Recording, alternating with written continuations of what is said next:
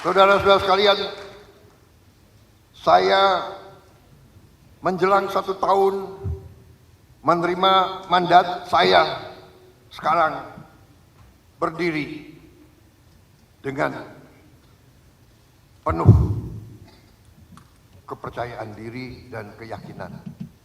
Karena dalam 11 bulan kita telah membuktikan dengan itikat yang baik, dengan tujuan yang baik, dengan hati yang ikhlas, dengan cinta tanah air dan cinta rakyat, kita bisa berbuat banyak.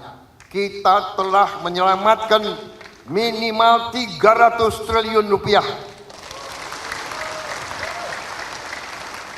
300 triliun rupiah inilah yang kita pakai untuk makan bergizi gratis.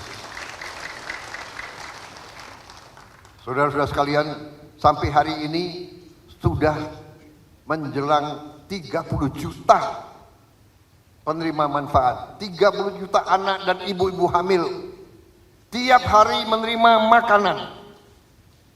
Bahwa ada kekurangan, iya. Ada keracunan makan, iya. Kita hitung dari semua makanan yang keluar, penyimpangan atau kekurangan atau kesalahan itu adalah 0,00017%.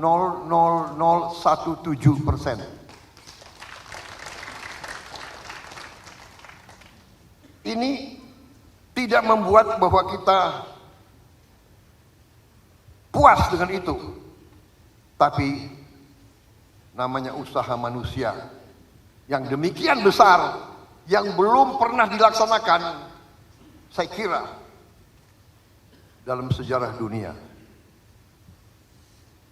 Berhasil memerlukan 11 tahun untuk mencapai 40 juta penerima manfaat. Presiden yang cerita sama saya, mereka butuh 11 tahun. Kita 11 bulan sudah 30 juta.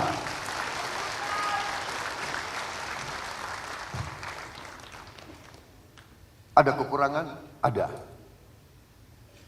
Tapi manfaatnya sangat-sangat besar. Kita tidak bisa menduga. Kita mungkin PKS yang di daerah-daerah merasakan pasti. Tapi banyak elit Indonesia tidak bisa menduga bahwa anak-anak kita, rakyat kita makan nasi pakai garam. Ini kita buktikan bahwa kita bisa memberi sesuatu, memberi bantuan, memberi apa yang mereka butuh. Saudara-saudara sekalian, dengan program makan bergizi ini menjadi strategis, menjadi sesuatu yang di luar ekspektasi kita. Ternyata dengan makan bergizi ini kita bisa menciptakan lapangan di akhir tahun, di awal tahun depan, Januari Februari, 1,5 juta lapangan kerja baru. Kita telah berhasil menghidupkan ekonomi rakyat, bahwa tiap hari kita butuh telur, kita butuh sayur, kita butuh ikan, kita butuh ayam, kita butuh bahan-bahan dari kampung-kampung itu sendiri, dari kecamatan-kecamatan itu sendiri. Di puncaknya nanti tahun depan kita akan gelontorkan mendekati 300 triliun untuk makan bergizi. 300 triliun, persisnya berapa Menseknek? 335 triliun.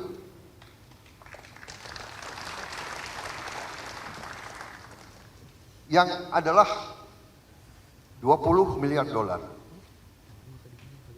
$20 miliar kita kirim ke desa-desa.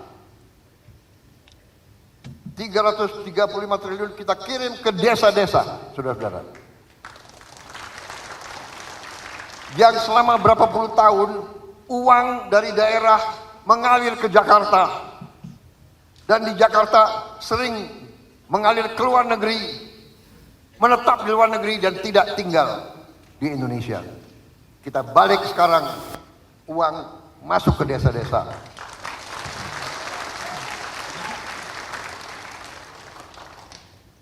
Dan saudara-saudara, dalam ilmu ekonomi ada yang disebut the philosophy of money. Kalau ₹1 beredar di suatu tempat, rupiah itu bisa menimbulkan 2, 3, 4 rupiah baru yang beredar.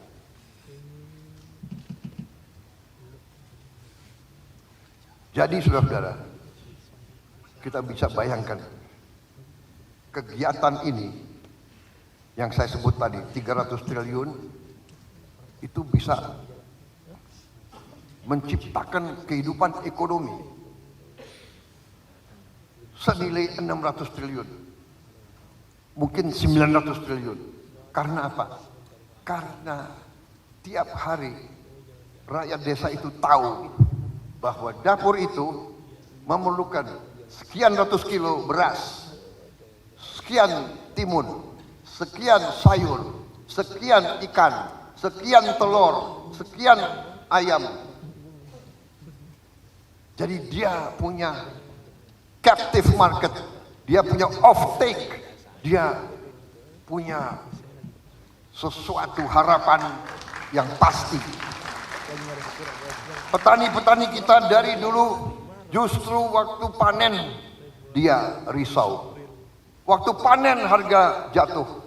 Tapi sekarang, karena yang akan menerima, yang akan mengambil hasilnya adalah rakyat sendiri, adalah saudara-saudara mereka sendiri, adalah pemerintah mereka sendiri. Jadi mereka punya jaminan pasar, mereka tidak akan punya panen yang tidak terserap. Ini saudara-saudara sasaran kita, dan ini kita sudah hampir sampai di titik itu.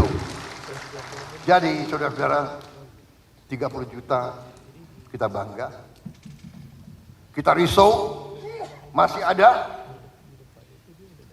makanya kita tertibkan semua SPPG, semua dapur kita sudah bikin SOP, semua alat harus dicuci pakai alat yang modern, tidak terlalu mahal, untuk membersihkan, membunuh semua bakteri. Kita juga perintahkan semua dapur harus punya test kit, alat uji, sebelum distribusi harus diuji semuanya, dan langkah-langkah preventif lainnya. Saudara-saudara, kita mengerti 30 juta suatu prestasi. Tapi ingat, sasaran kita masih jauh. Sasaran kita adalah 82 juta penerima manfaat. 30 juta kita boleh bangga, tapi saya sebagai presiden masih sangat sedih karena masih 50 juta anak-anak dan ibu hamil yang menunggu. Tapi kita tidak bisa paksakan untuk lebih cepat. Sekarang saja bisa terjadi penyimpangan. Bayangkan kalau kita paksakan dengan secepat-cepatnya, mungkin penyimpangan dan kekurangan bisa lebih dari itu. 30 juta prestasi, dan saya yakin ini akan meningkat. Ya, tidak linier tapi akan meningkat. Tetapi ya inilah,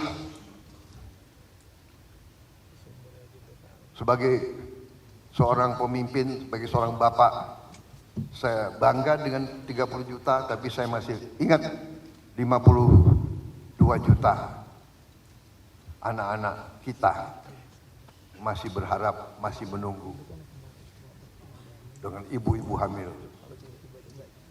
Tapi saudara-saudara, rawi-rawi rantas, malang-malang putung, kita tidak takut dengan kesulitan, kita tidak takut dengan tantangan, kita tidak boleh gentar dengan masalah. Kita selesaikan, kita hadapi, kita atasi, kita kerja keras untuk rakyat yang kita cintai, saudara-saudara. Jelajahi cara baru mendapatkan informasi. Download Metro TV Extend sekarang.